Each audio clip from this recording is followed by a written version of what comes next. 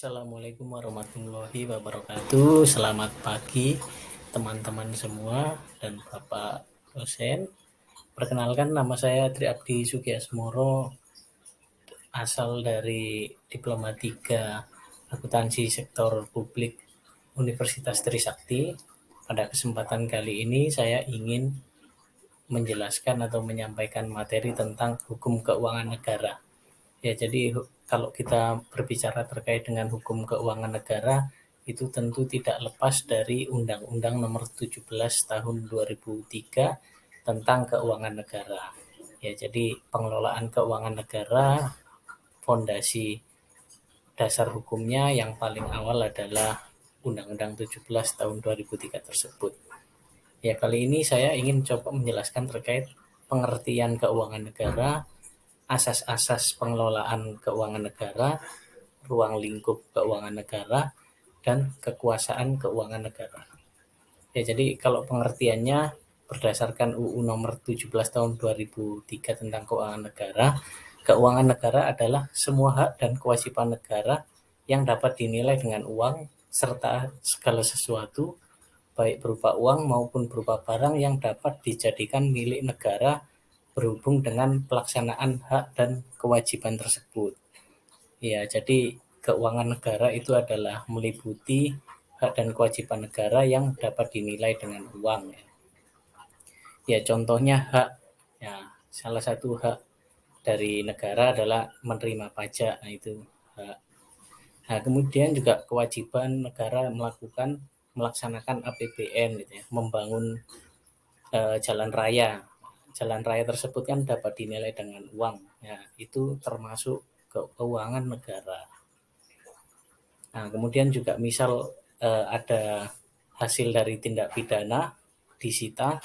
Nah, barang sitaan tersebut kan juga merupakan dapat dihitung dengan uang ya. Nah, itu juga dapat menjadi objek keuangan negara. Ya, kemudian ruang lingkupnya.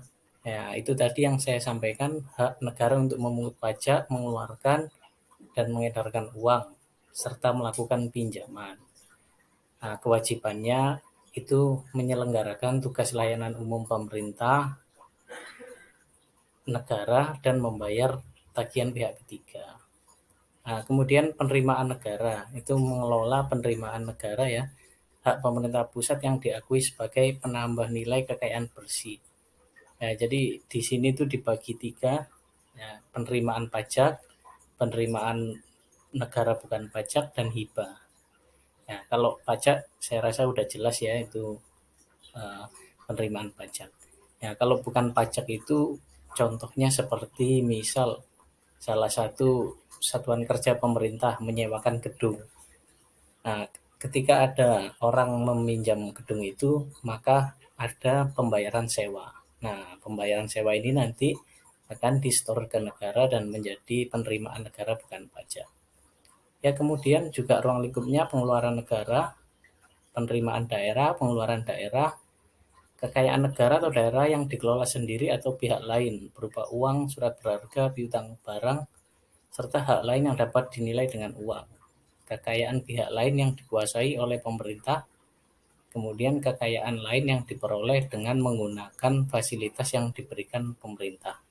Ya, jadi ruang-ruang lingkup dari keuangan negara ini ada 9 ini ya. Nah, kemudian daripada itu untuk mengelola keuangan negara tentunya ada asas-asasnya ya, ada etika-etikanya gitu. Nah, jadi asas-asas umumnya itu ada 5. Yang pertama, akuntabilitas berorientasi pada hasil.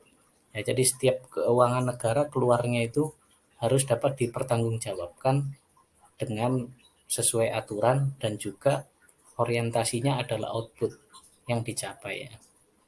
Nah, kemudian profesionalitas yaitu dikelola oleh orang yang profesional atau yang mengerti tentang keuangan negara. Proporsionalitas yaitu pembagiannya harus merata dan sesuai porsinya. Ya, contohnya daerah di Papua lebih besar diberikan daripada daerah Jakarta karena di Jakarta sudah mampu untuk mendapatkan penerimaan negara yang lebih besar daripada di Papua. Gitu. Jadi diberikan lebih banyak sesuai proporsionalitas. Kemudian juga keterbukaan. Nah, jadi dalam mengelola keuangan negara itu harus terbuka ya. Di sini contohnya tentu laporan keuangan pemerintah itu selalu setiap tahun disampaikan dan diperiksa oleh Badan Pemeriksa Keuangan yang bebas dan mandiri. Nah, dalam hal ini adalah Badan Pemeriksa Keuangan. Ya, jadi setelah terbuka dan harus diperiksa. Nah, nanti hasil daripada pemeriksaan itu akan disampaikan ke masyarakat. Ya, eh, kita biasanya tahu wajar dengan pengecualian, wajar tanpa pengecualian. Ya, seperti itu. Setiap kementerian lembaga akan mendapat pemeriksaan oleh BPK. Ya, kemudian kekuasaan keuangan negara. Ya, kekuasaannya itu yang pertama tentunya paling atas adalah presiden ya, selaku chief executive officer, yaitu presiden selaku kepala pemerintahan. Nah, dalam menjalankan tugasnya itu presiden dibantu oleh menteri-menteri ya. Nah, di sini dibantu oleh Menteri Keuangan selaku Chief Financial Officer. Ya, namun dalam hal ini juga Menteri Keuangan ini juga berlaku sebagai Chief Operational Officer. Jadi selain sebagai kepala pengelola keuangan kuasa bun ya, dan dia juga bertugas sebagai kuasa pengguna anggaran.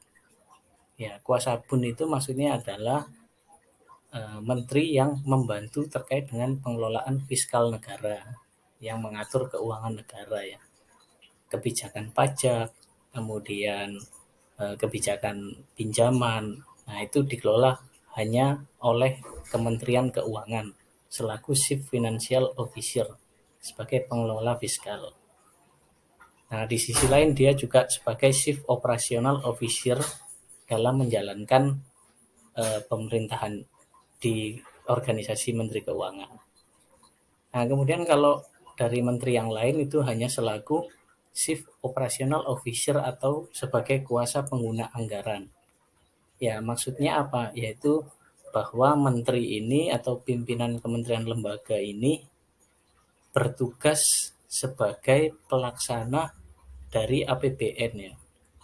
Jadi hal-hal program-program pemerintah, nah yang berwenang untuk melaksanakan program tersebut adalah menteri teknis atau pimpinan KL.